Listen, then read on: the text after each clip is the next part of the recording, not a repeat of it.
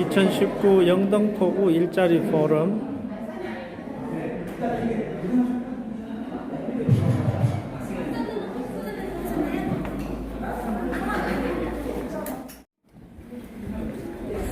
(4차) 산업혁명에 따른 미래 직업 능력, 디지털 문해력, 디지털 리터러시, 창의력, 융복합 능력, 창업가 정신,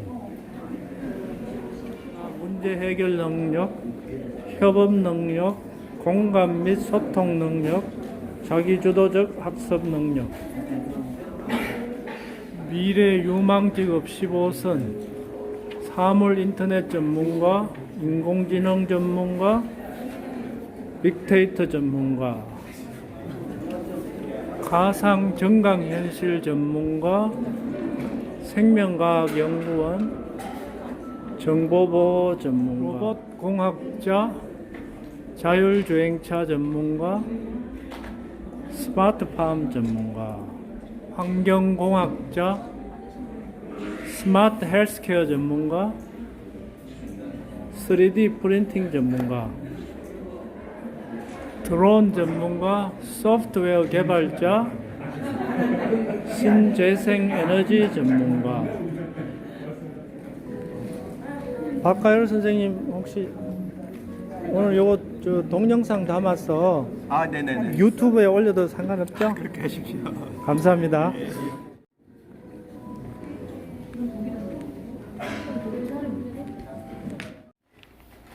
네, 반갑습니다. 방금 소개받은 한국고용정보원의 박가열이라고 합니다.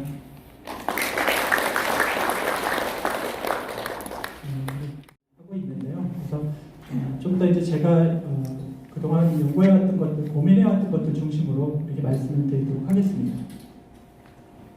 그래서 여기 주된 내용들은 이렇게 일반적인 순서대로 전체적인 개요하고 그 다음에 기술 혁신하고 일자리의 관계, 그리고 일의 미래, 최근에 어떤 논의들이 되고 있는지 말씀을 드리고요. 사실 이 부분은 조금 더 이제 좀 학술적인 부분이 강하니까 대략적으로만 말씀을 드리고, 우리 기관에서 제가 이제 대표자로 연구했었던 그 내용들 중심으로 한국의 현실에 대해서 말씀을 드리도록 하겠습니다. 그리고 이제 무엇보다도 최근에 이제 그러면 앞으로 변화하는 직업 세계를 대비하기 위해서 우리는 무엇을 준비해야 할까? 그런 고민을 많이 하고 계시잖아요. 실제로는. 그래서 앞으로의 미래 세계에서 요구되고 있는 그런 능력들이 뭔가, 이런 것들을 제가 좀 연구한 내용들을 바탕으로 말씀드리도록 하겠습니다. 선인들, 철학자들도 말씀하셨지만 사실은 변하지 않는 건 없다라는 거죠. 변한다는 사실만이 어떻게 보면 진실일 것 같습니다. 그래서 오늘 주제 자체도 보니까 어떻게 우리가 이러한 변화들에 잘 대응해야 할까, 특히 이 영등포구 차원에서 무엇을 대비해야 할까, 이런 고민들을 많이 하고 계신 것 같습니다. 그래서 그 부분과 관련해서는 제가 이제 결론 부분에 조금 더 이렇게 말씀드리도록 하겠습니다. 이렇게 이제 직업의 세계가 이렇게 변하고 있잖아요. 그죠? 여기서 보시다시피 뭐 1차 산업, 2차 산업, 3차 산업, 이제 나아가서 4차 산업까지 다 이렇게 다가온 게 아니냐. 뭐 심지어 어떤 분들은 뭐 농업 같은 경우에 이제 6차 산업의 시대가 열렸다, 그런 얘기들도 많이 하고 계시지만, 이제 그런 고민들이 많았어요. 저 같은 경우에도 당장 이제 4차 산업혁명의 시대가 도래했다, 그런 얘기들을 2016년 이후에 많이들 우리가 논의하셨지 않습니까? 근데 제가 이제 작년도에 어디 그 아프리카 쪽에 그 국제 회의가 있어서 참석하는 길이었는데, 거기에도 주제가 일의 미래였어요. 일의 미래. 근데 제가 이제 곰곰이 생각해 보면 이제 이곳은 사실은 뭐 1차 산업, 2차 산업 정도도 되게 활성화되지 않은 것 같은데 무슨 4차 산업혁명의 시대를 얘기를 할까? 이제 그런 고민이 들었던 거거든요. 이 얘기가 무슨 말씀이냐 하면, 실제로는 우리가 모든 분야가 한꺼번에 동일하게 변화한 것이 아니라 이러한 혁신적인 기술들도 빠르게 도입이 돼서 심각하게 영향을 미치는 분야들이 있고, 좀 더 서서히 다가오는 분야들이 있다는 거죠. 그리고 직업의 세계는 사실은 1차, 2차, 3차, 4차 산업들이 다 혼재되어 있다는 거죠. 우리들이 삶에서 경험해 보시는 거와 마찬가지로. 근데 이제 마음이 급하신 분들은 당장 내일 아침에 우리 사회가 전체가 다 마치 4차 산업혁명 기술에 의해서 하루아침에 바뀔 거라고 생각하지만, 지난 과정을 통해서 살펴보면 그런 부분들이 각각 산업별로 또 일하는 분야, 직업별로 차이들이 존재한다는 거죠. 그래서 이런 부분들을 우리가 좀 고민해 봐야 된다고 말씀드릴 수 있을 것 같습니다. 그래서 이제 왼쪽에 보시면 우리가 이제 그동안 아마 여기 이 연세가 있으신 분들 같은 경우에는 예전에 경험했었던 그런 직업들 보이시죠? 그렇지 않나요? 특히 이제 왼쪽에 제 버스 안내양이라고 그때 표현을 했었던 직업도 있고요. 그죠? 요즘에는 그 버스 기사분들이 안내양 하는 것까지 다 하고 있잖아요. 그렇죠? 그렇게 하고 있고 심지어 공항버스의 그 기사분들은 짐까지 다 이렇게 체크를 해야 되니까 엄청 이렇게 일이 복잡해졌더라고요. 이렇게 이제 변화가 된 거죠. 기술이 도입이 되면서 사람이 맡은 부분을 어떻게 보면 기술로 대체하니까. 근데 이제 한편으로는 또 이런 생각도 해볼 수 있어요. 제가 이제 올 초에 일본에 갈 일이 있었는데 그때 이 백화점에서 그러니까 엘리베이터에서 여전히 안내해주는 분이 있더라고요. 우리도 이제 예전에 보면 63빌딩에 그런 분들이 계셨었죠. 네, 지금 계시나요? 네, 찾기가 어렵죠. 네. 이게 이제 무슨 얘기냐 하면 실제로 일자리는 고용은 사실은 그 사회가 어떻게 그 직업을 바라보고 있느냐, 그 서비스를 바라보고 있느냐에 따라서 또 차이가 날 수 있다는 거예요. 기능적으로만 접근하는 부분이 있고 또 사회적으로 봤을 때 일자리를 지키고 만들고 또 서비스를 조금 더 높이려고 하고 품질을 높이려고 하는 그런 관점에서 생각을 해볼 수가 있다라고 말씀드릴 수 있겠습니다. 그 얘기가 무슨 얘기냐면 결국은 일자리라고 하는 것이 단순히 그냥 경제적인 논리만으로다가 결정되는 건 아니다라는 점을 갖다가 말씀드리고 싶습니다. 오른쪽 분야에 보면 어떠세요? 여기 직업들을 한번 보시면 흔히들 보셨던 직업이신가요? 좀 낯선 직업들이 많죠? 그렇지 않으세요? 매우 혁신적인 직업들이고 또 직업들 간에 있어서 특징이 보면 융합이 되고 있다는 게 아마 특징으로다가 드러날 겁니다. 그리고 기존의 이 직업들이 발전하면서 이런 통합되는 과정이 있다고 볼 수 있을 것 같고요. 혁신 기술들이 많이 도입이 되고 있구나. 기술적으로 이런 부분들을 고민하게 됩니다. 그런데 이제 우리가 이런 고민을 해요. 그러면 다 우리 애들은 이공계 보내야 되는 거 아닌가? 그런 생각들을 많이 하시잖아요. 그래서 학교 일선에도 보면 이과를 지원하는 경우들이 많고 정원도 많이 늘어나고 있는데 사실은 그 부분이 중요하긴 하지만 모든 사회가 그렇게 쏠려버리면 균형이 잡히지 않는다는 거죠. 또 본질적인 의미로 봤을 때 기술이라고 하는 것은 결국은 제가 조금 이따 또 말씀을 드리지만 우리가 사람들의 수요를 얼마만큼 충족시켜줄 수 있느냐에 따라서 그 기술이 사회에서 환영받고 산업화가 되고 일자리를 만들 수가 있는 거거든요. 근데 그 부분은 사실은 엔지니어만은 아니라는 거죠. 그 부분은 또 사회 계열에서 인문 계열에서 공부하는 사람들이 또 필요한 거죠. 그래서 그런 부분들이 조금 더 적절하게 균형을 갖출 필요가 있겠다라고 말씀드릴 수 있겠습니다. 그래서 이런 그 기술이 일자리에 미치는 영향은 최근에 그냥 최근 3년 동안 우리가 갑자기 4차 산업혁명 시대에 도래했다. 이제 인공지능 시대가 도래했으니까 일자리 없어지는 거 아니야. 이런 생각을 하실지 모르지만 벌써 100년 가까이 된 전부터 아니면 그 이전서부터 이런 기술과 도구의 발전이 우리들 일자리에 미치는 영향에 대해서는 이 석학들이 다 얘기를 해왔던 부분이고 새로운 기술이 도입되게 되면 일시적으로는 사실은 일자리를 어떻게 보면 뺏어갈 우려도 있다. 그런데 조금 더 장기적으로 살펴보면 그 기술이 매우 생산성을 높여주기 때문에 또 다른 일자리들을 만들어줄 수 있다. 그렇기 때문에 사회 전체적으로 봤을 때는 오히려 더 일자리를 많이 증가시키고 오히려 더 사람들한테 편익을 많이 제공한다는 거죠.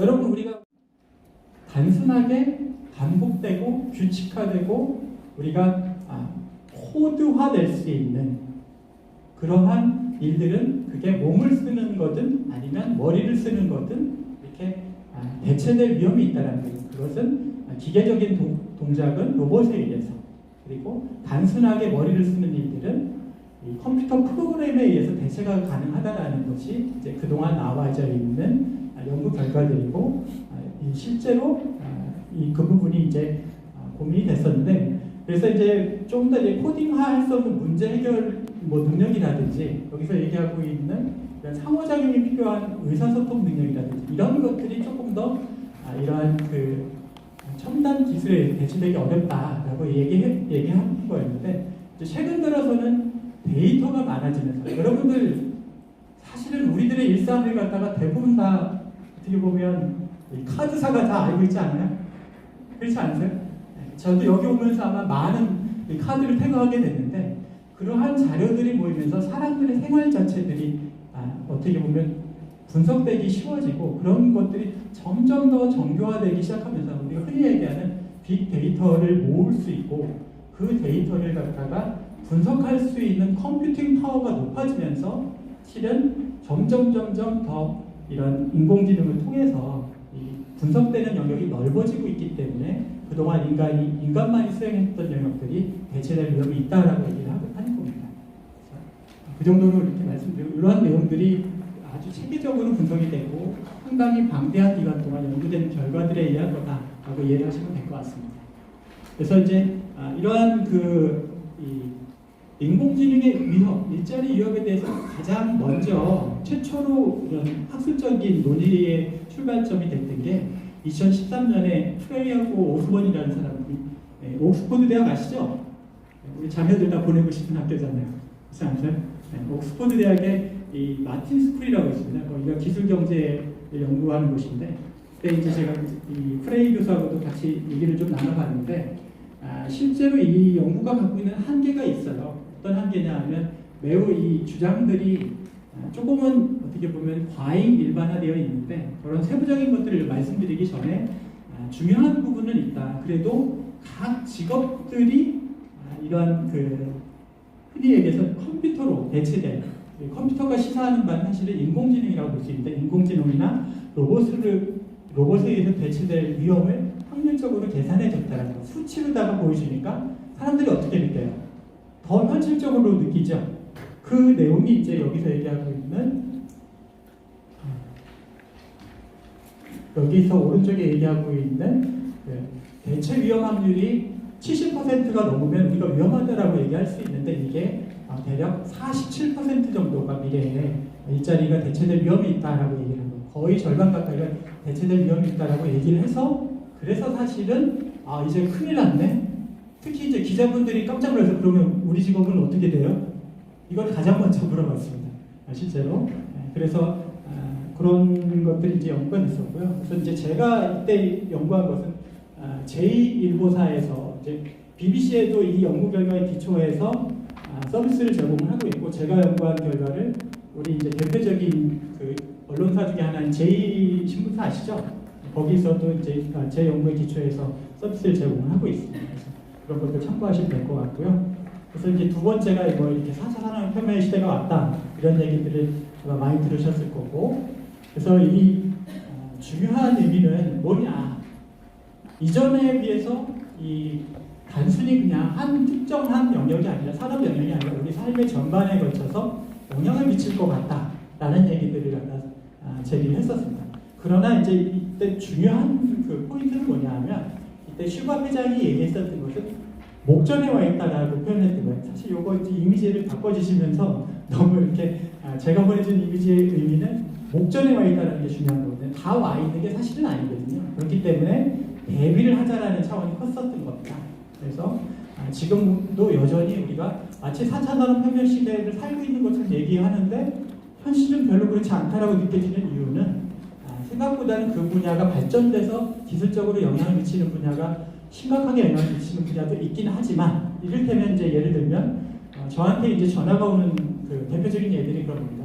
대형 마트에 계신 계산원들 일자리에 대해서 그리고 우리 서울 시내 우리 아침 저녁으로 일자리를 갖다 날려주고 있는 전철 기관사분들이라든지 이런 일자리들과 관련해서 사실 심각하게 이제 도전적인 상황들이 지금 펼쳐지고 있잖아요. 그런 부분들을 어떻게 대처할까 고민을 하고 있는 거고 또 잘 아시다시피 금융 분야에 있어서도 비대면 거래가 활발해지면서 그런 고민들을 많이 하고 있는 거죠. 그래서 이런 분야들도 있는 거고 또 분야들 산업 분야에 따라서 사실은 달라질 수 있다는 거죠.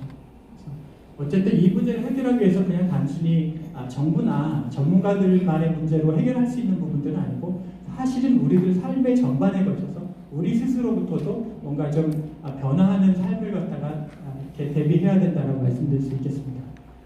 그래서 뭐 이렇게 이창호 그다음 옛날에 기억나시죠? 네. 기억나시나요? 벌써 옛날 일이라. 그리고 실제로는 이제 이러한 뭐 기술들이 점점 뭐 혁신적으로 발전하고 있다라는 거죠. 정말 이쪽에 보시면 뭐 기보 없이 3일 독학을 해서 알파고를 상대로 해서 알파고가 인간을 다 이겼는데 거의 알파고를 자체를 갖다 100대 0으로 다 이기고 있다고 하니까 이런 기술적인 진보는 매우 빠르다는 거죠. 근데 이제 우리가 유념해야 될 게 있어요. 바둑은 어때요? 룰이 있죠. 그렇지 않으세요? 이게 중요한 거예요. 룰이라는 것은 사실은 규칙화될 수 있는 거예요. 코드화될 수 있는 거예요. 이 부분이 핵심인 거예요, 사실. 인간과 결국은 인공지능과의 그 역할은 과연 여기에서 나눠지는 거라고 보시면 될 것 같습니다. 그래서 이제 제가 한 장으로다가 정리해서 말씀을 드리면 이 가운데 뭐가 있죠? 이게 뭐지 하시는 분들은 이제 자녀하고의 소통이 조금 어려움을 겪을 수도 있고. 네. 뭐죠? 네. 이 그 주인공들 캐릭터마다 뭔가 갖고 있는 공통적인 특징이 있죠. 무슨 특징이 있죠? 초능력을 갖고 있죠. 제가 시간 관계상 네. 그렇죠. 초능력이라는 게 뭐예요? 인간의 또 일반적인 능력을 갖다 벗어난 능력들을 갖고 있는 거잖아요. 그렇죠? 그렇지 않나요? 지금의 기술은 사실은 여기에 나와 있는 캐릭터들의 그 능력들을 갖다가 인간들이 기술을 통해서 만들고 이루려고 하고 있는 거예요. 그 부분이 가장 핵심이라고 보시면 될 것 같아요. 이전에 이제 신체적으로 점점 노화하면서 약해지는 부분들을 결국은 이 기능을 통해서 여기서 얘기하는 여러 가지 이제 그 신체화시킬 수 있는 아마 이제 이후에 발표하시는 분들도 그런 말씀들을 주시겠지만 의료 분야에서도 마찬가지고 이런 그러니까 뭐 예를 들면 이렇게 근골격계라든지 여러 뭐 기관이라든지 이런 이제 불편한 부족한 부분들을 메워주는 역할들을 결국은 우리 이 기술들이 하고 있는 거. 이러한 기술들이 이전에는 각 분과별로 그냥 발전해 왔었어요. 각 분과별로. 예를 들면 소재면 소재별로, 뭐 바이오면 바이오 분야대로 이런 식인데 이런 것들이 점점 통합이 되고 있어서 실제적인 그런 현실적인 문제들을 해결해주고 있다. 보시면 될 것 같아요. 그래서 이런 기술 혁신과 일자리의 관계는 이 밑에 있는 그 그림을 하나 보시면 좋을 것 같아요. 여기 보시면 이분이 오른쪽에 있는 여자분 보이시죠? 네, 이분이 이제 영국 해가 지지 않는 나라를 만드는데 매우 중요한 역할을 했었던 그런 그 분입니다. 그래서 그 어머니 앤 천일의 무슨 그런 사연들이 있잖아요. 그런 것들을 다 극복하고서 매우 이렇게 어떻게 보면 새로운 국가를 만들고 세계사적인 변화를 갖다 가져온 분인데 이 시절에 이제 어떤 일이 있었냐면 윌리엄이라는 사람이 여기 보면 기계 하나를 갖다가 발명을 했어요. 이 기계가 어떤 기계인지 아세요? 이게 스타킹을 이렇게 직조하는 기계. 이때는 이제 남자들도 스타킹 신었잖아요. 그죠? 이게 언제인 줄 아십니까? 이런 기계가 있는데 임진왜란이 언제 일어났죠? 이게 이제 대한민국 안기교육의 승리예요. 그렇죠? 벌써 3을 한번 빼보세요. 3 맞나요? 잘 안 빼지죠? 인간이 이제 능력을 쓰지 않으면 해야 된다는 걸 제가 보여드립니다. 이 시절에 1589년도에 벌써 이런 그 기술이 이런 그 기계를 통해서 사람의 이 손을 갖다 대체하려고 하는 게 있었던 거고, 근데 특허를 갖다가 인정해주지 않았어요. 왜 그랬을 것 같아요? 특허를 인정을 해주게 되면 무슨 일이 벌어지게 될 것 같아요? 장인들이, 그렇죠? 우리 장인들, 직공들이 일자리를 갖다가 잃게 되잖아요. 일자리를 잃게 되면 무슨 일이 벌어지죠? 사회가 혼란해지죠. 사회가 혼란해지면 통치자 입장에서는 어때요? 다스리기가 어렵잖아요. 그래서 사실은 특허를 갖다 인정해주지 않았어요. 뭐 이런 예들이 너무나 많은 거예요. 그러니까 그 얘기가 무슨 얘기냐면 사실은 기술이 있다고 해서 바로 일자리에 영향을 미치는 건 아니다 라고 보시면 좋을 것 같아요. 뭐 그 다른 사례들도 우리나라 사례들도 있죠. 최근 사례들도 있죠. 그죠? 한 4년 전에 우리 4년 전에 2015년 이맘때 중고차 거래하는 앱이 한참 히트를 치기 시작했어요. 청년들이 스타트업 만들어서. 근데 그때 이제 중고차 거래법이 개정이 된 적이 있습니다. 그래서 그 법의 그 취지는 개정의 주요 내용이 뭐였냐면 일정 규모의 주차장 시설을 갖춰야 된다는 거였어요. 한국이 땅이 넘나요? 땅값이 어때요? 젊은이들은 뭐가 부족해요? 돈이 부족한 거죠. 그러니까 졸지 그 회사가 불법화가 되는 그런 상황이 벌어져서 부랴부랴 다시 법을 개정하는 그런 혼란들이 있었던 거죠. 자기의 자리를 지키려는 사람이 있는 거고 새롭게 기술로 도전하는 사람이 있는 거예요. 카카오도 마찬가지죠. 그렇죠? 똑같은 사례들이 계속 사실 역사적으로 반복이 되고 있는 거예요. 그럼 우리는 어떤 선택을 해야 할까? 이런 고민들을 해봐야 되는 거죠. 왜 영국이 점점 세계사에서 저 뒤안길을 걸었을까? 네, 규제를 너무 강화하다 보니까. 왜 자동차 시장에서 멀어졌을까? 속도를 갖다가 제한하니까. 네, 이런 일들이 이제 반복이 되면 우리 역시도 우리가 갖고 있는 게 뭐예요? 사람하고 기술밖에 더 있어요? 그렇지 않나요? 네. 이 부분은 매우 중요한 의미를 갖고 있는 겁니다. 그래서 영국의 산업혁명들이 이루어졌던 과정들은 잘 아실 거고, 네, 중요한 부분은 그래서 이 당시에 이제 노동자들이 자기 일자리를 갖다가 어떻게 보면 잃을 것 같다고 해서 여기 이제 어떤 기계들을 사용하는 법을 조금 더 이렇게 제한하는 법을 뒀었는데 그 법 자체를 갖다가 없애게 되니까 일자리를 뺏길 것 같아서 그래서 이제 러다이트 운동을 갖다 이렇게 폭동이죠. 사실은 기계를 부수자고 했었던 운동이잖아요.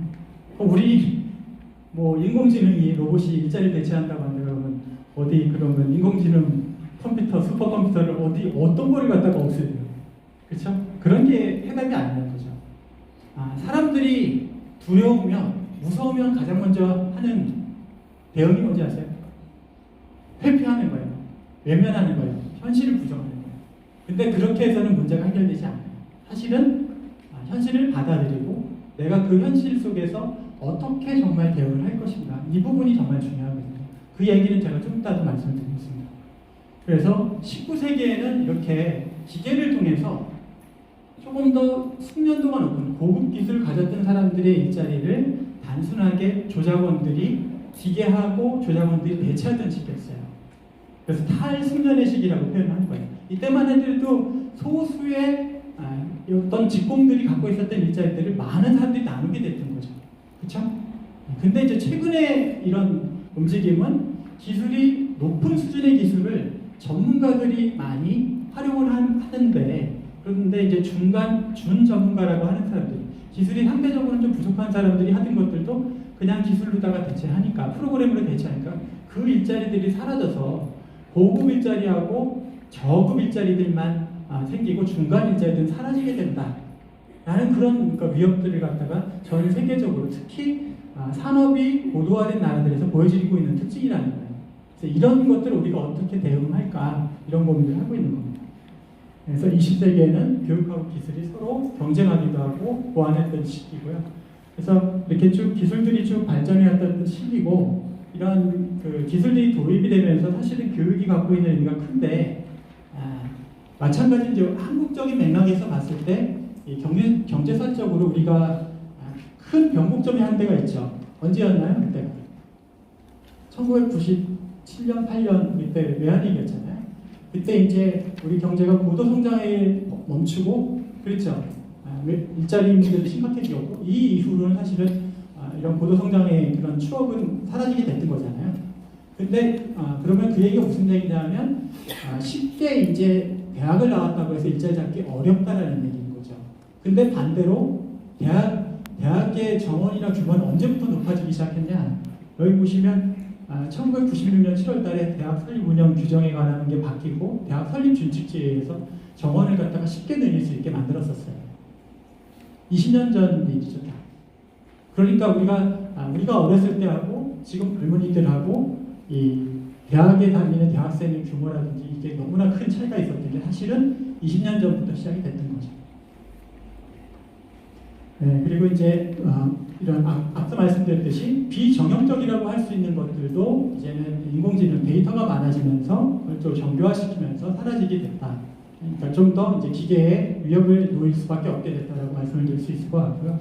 그래서 이런 것들이 의료 분야라든지 법률 분야라든지 전반적으로 확대가 되고 있는데 그 특징을 잘 보면 실제로는 그러니까 전문직의 모든 일을 그러니까 대체하는 것이 아니라 전문직이 수행을 하는 일들 중에서 좀 더 귀찮았었던 일들, 품이 많이 갔었던 일들을 갖다 대체하는 거예요.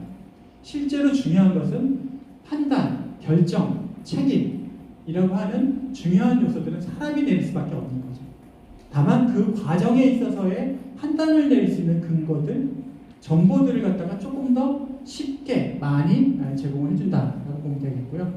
그래서 이러한 자동화가 점점 더 다양한 분야들에서 적용되고 있고요. 그래서 최근의 사례들을 이렇게 보면 이런 기술들이 혁신적으로 적용이 되면서 이렇게 결국에 가서는 사람들이 이런 그동안의 그런 기술들, 그 문화들에서 적용되는 것들, 이런 것들이 이제 사람의 요구를 반영하면서 발전하더라는 거예요. 제일 밑에 있는 게 이게 세탁물 정리 로봇인데, 정리하는 많은 로봇인데, 제가 꼭 갖고 싶은 겁니다. 일의 미래와 관련한 최근 논의들은 앞서 말씀드린 이런 국제적인 것들은 이제 자료를 참고하시면 될 것 같고요. 저한테 이제 5분밖에 안 남았다고 벌써 그렇게 이제 신호가 와서 그래서 이런 외국의 이제 국제기구의 사례들을 참고하시면 될 것 같고요. 한국의 이제 그 특징들을 살펴보시면 점점 이렇게 한국도 전문직들 중심으로는 일자리가 증가하고 있고 거기에 비해서 이렇게 단순한 그런 일자리들은 상대적으로 좀 비중이 축소가 되고 있는 현상들이 보이고 있다라고 보시면 좋을 것 같아요. 그래서 이제 그 키워드가 뭔가를 갖다가 저희가 이제 분석을 해 보니까 결국은 앞으로 고령화 사회의 기술을 바탕으로 자동화를 어떻게 우리가 인간들이 잘 이렇게 대처할 것인가, 스마트하게 잘 대처할 것인가 이렇게 이제 이해를 하시면 좋을 것 같아요. 이런 조합들을 통해서 일자리 정책도 만들 수 있을 거라고 보여지고요. 그래서 그 관계들을 여기 또 제시를 했습니다. 이 관계들을 통해서 일자리 정책을 갖다 수립하면 좋을 것 같고 향후 일자리가 밝은 전망들에 대해서 여기에 이제 나와 있는 증가하는 직업들을 참고하시면 좋을 것 같고요. 이 자료는 2019 한국 직업 전망이라고 하는 2000페이지가 넘는 분량의 책이 있습니다. 그래서 거기에 해당이 되는 내용들을 그냥 보도자료 참고하시면 될 것 같고요.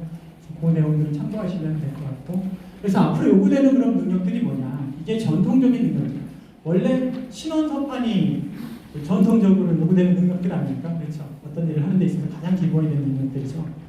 그리고 이게 이제 이런 뭐 NC 국가 직무능력 표준이라고 해서 NCS라고 얘기를 하는 거고요. 그래서 이런 논의들은 사실은 20년 전의 논의들이고 이게 이제 갖고 있는 한계들이 있어서 제가 이제 연구한 거는 2016년도에 우리나라의 대표적인 그 학교의 대표적인 연구가들 진짜 뭐 대한민국의 천재났어야 했던 분들입니다. 이분들하고 이제 뭘 물어봤냐면 되게 좀 응답하기 매우 힘든 시간의 흐름에 따라서 직업 세계에서 요구하는 44개 능력이 있는데 이 능력들을 인공지능과 로봇이 어느 수준까지 대체할 수 있을까? 하여튼 그걸 통해서 나온 그 결과들입니다. 이제. 그래서 이런 과정들 기술을 통해서 점점 대체하는 수준이 높아진다라는 거 보시면 될 것 같고요.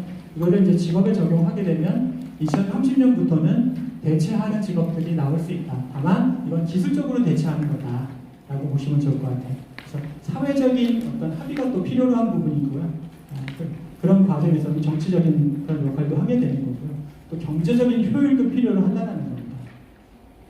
그래서 이런 미래에 요구되는 능력들에 대해서 제가 이제 작년 올해 연구를 수행을 하고 있고요. 그래서 이제 그 결과들을 미래에 요구되는 능력들을 갖다 새롭게 요구되는 능력들을 정리를 해보고 있고요. 이런 능력들이 이제 앞으로 중요해지고 그래서 중요한 변화들을 보면 과거에 비해서 조금 더 이제 중요해지는 현재 미래에는 위기에 대처할 수 있는 능력이 중요해지고 있다. 열정 같은 소리 하고 있네. 이게 이제 타이틀이었습니다. 지난번 선임 기자가 이렇게 타이틀 잡으셨죠.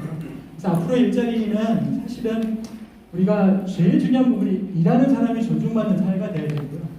그런 사회가 되기 위해서는 일자리도 함께 나누려고 해야 되고 그리고 이제 인간하고 기계라고 표현했지만 여러 기술들을 갖다가 함께 잘 다룰 수 있게 그런 사회로 변화해야 되고 청년들하고 시민들이 함께 이 자리를 갖다 만들어가는 게 필요하다라고 말씀드릴 수 있을 것 같고요. 그리고 이제 이런 일자리 위협에 대해서는 우리가 좀 더 체계적으로 분석을 해서 미리 대응할 필요가 있고 미리 알람을 줄 필요가 있다.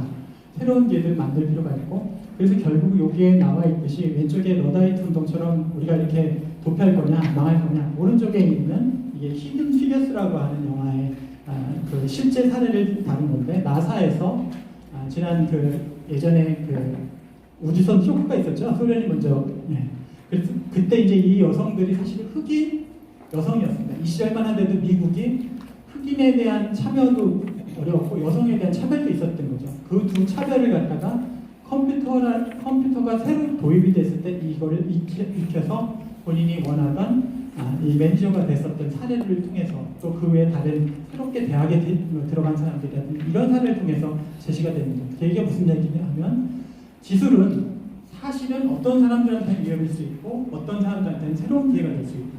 그러면 그 기술을 어떻게 받아들여야 할 것이냐. 결국은 자기가 하는 분야에 그 기술을 갖다가 적용시키려는 노력이 매우 중요하다는 거죠. 내가 그 기술 개발하려고 하지 말고 개발된 기술을 내가 하는 곳에서 활용하려는 노력을 갖다가 해야 한다. 끊임없이 학습하면서. 그래서 이제 영등포 쪽에서는 제가 생각할 때는 지금 이제 저쪽 홍콩 쪽에서 이런 뭐 문제가 이제 민주화에 대한 그런 요구가 시작된 게 지금 보니까 한 5개월 정도 되나요? 그리고 이제 잡혀간 사람이 한 6천 명 정도 된다고 합니다. 영등포가 갖고 있는 제가 큰 두 가지 장점은 여의도입니다. 여의도가 갖고 있는 그 금융 쪽에 있어서요. 그리고 한강이 갖고 있는 정말 국제적인 강이라고 저는 생각을 하거든요. 세계 어느 도시를 보더라도 한강만한 곳이 그렇게 마땅치가 않습니다. 그래서 여기를 잘 살릴 수 있는 그런 프로젝트를 쓸 필요가 있겠습니다. 그리고 이제 뭐 영등포구에도 마찬가지로 위협적인데 그런 일자리들을 갖다가 잘 확인해서 미리 좀 대응시키려는 노력들을 하셔야 된다라고 말씀드릴 수 있겠고 새로운 직무들, 일자리들을 갖다 창안하기 위해서 연구개발하고 사업화시키려는 노력들을 하시면 좋을 것 같다라고 말씀드릴 수 있겠습니다.